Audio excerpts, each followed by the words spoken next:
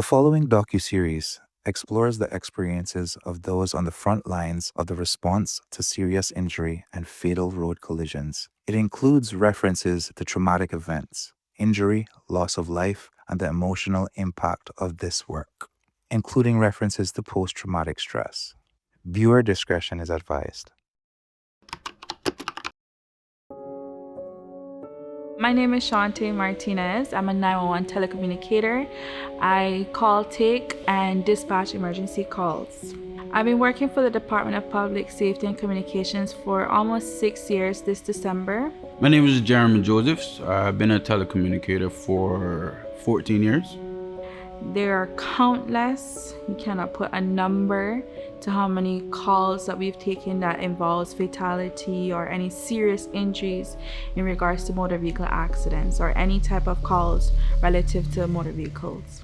When the phone rings, the feeling is different. When I started off in training, like my heart would just be pounding, just beating, apprehension. I would be nervous, mainly because it could be a family member, it could be someone I know, or it could be something that's immense and I just wouldn't know how to handle it. But with the years of experience, now it's flipped. It's the actual opposite, where if it's a family member, I hope it's me because I know what to do because of the preparation, because of the training, because of the experience. You just read it. So if I'm freaking out, then I'm doing a disservice to the caller and the situation and the resources that are heading to it, because they need information from me. So I simply just can't freak out. That's just not an option.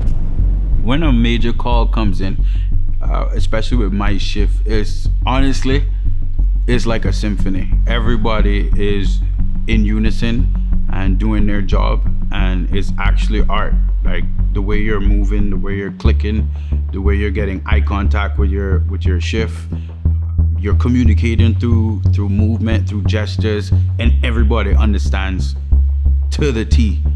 That's basically the mood when a call comes in. It's all serious, even though you may have been laughing before, you may have been dozing off at work, you may have been looking at your phone, you may have been doing schoolwork, you may have been doing something monotonous, but once that phone rings and it's high priority, everybody kicks into gear. It's literally one mind.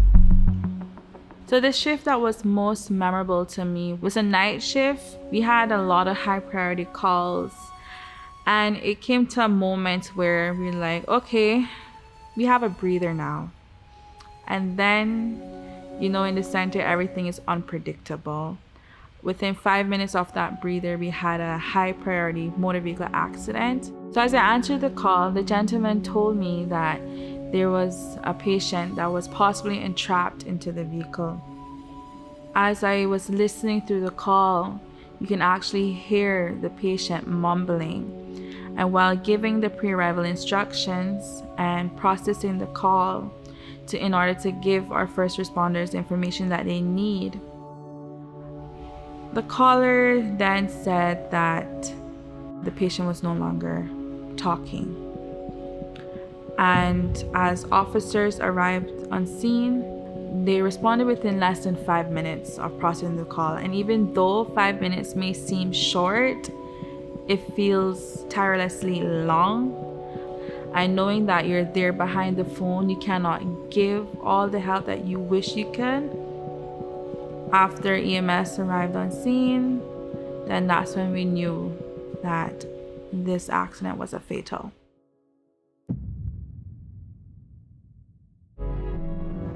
It's not happening to me, so therefore, if you called, you need my help.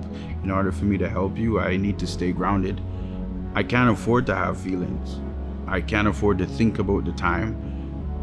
You don't deserve that. When you call me, you need help. You need affirmative action. So that's how you have to remain. People may call it robotic. I don't call it robotic. We don't try to relate as much or keep it on our heads because we don't want to become vulnerable or too emotional. Because when you do become too emotional, it affects other calls that you may take. We're not afforded the time to feel. We're not afforded the time to think. And if you do think and react, that's when you start to crack. And the person that called you didn't call you for you to crack.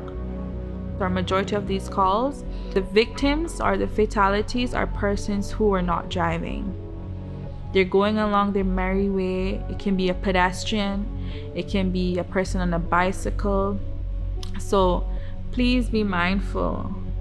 Follow the rules of the traffic law. No speeding, no drinking while driving, because it may not cost your life, but it can cost someone else's life.